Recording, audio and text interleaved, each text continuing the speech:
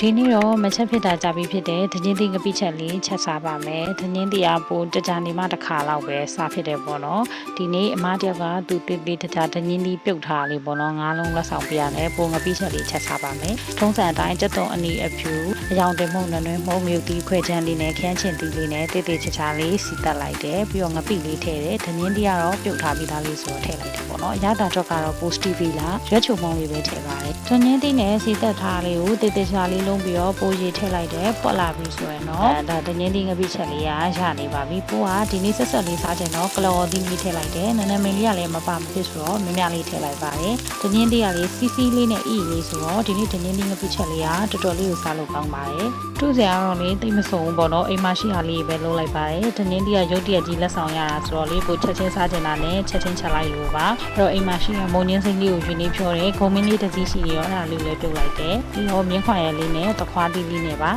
ပြုတ်ထားရဲ့တိုးစရာယူအေးအောင်ရေးရင်ဆေးပြီးတော့မှအရွက်တိုးစရာလေးနဲ့အတူတူရောစိန်တော့တော်ကြကြရင်အရွက်လေးတွေပါအပူတွေကူးပြီးတော့နွမ်းတော့မှဆိုလို့ပါဒီနေ့ဟင်းကိုတော့ပုံငဖဲဟင်းလေးချက်ပါတယ်ငဖဲဟင်းကတော့အများကြီးချက်ပြနေကြဆိုတော့လေချက်မပြတော့ဘူးနော်ရေတောက်လေးရောလေဘူးတီဟင်းကားလေးချက်ပါတယ်ဘူးတီဟင်းကားလေးကိုငရုတ်ကောင်းမင်းများလေးနဲ့ပေါ့နော်ဒီဟင်းကားလေးကလေငပိချက်လေးနဲ့ဆိုရင်အရန်လိုက်ပါတယ်ငဖဲဟင်းတော့မလိုပါဘူးဒီဟင်းတွဲလေးကလည်းအရန်အောင်လိုက်ဖက်ပြီးစားလို့ကောင်းတဲ့ဟင်းတွဲလေးပါရှင်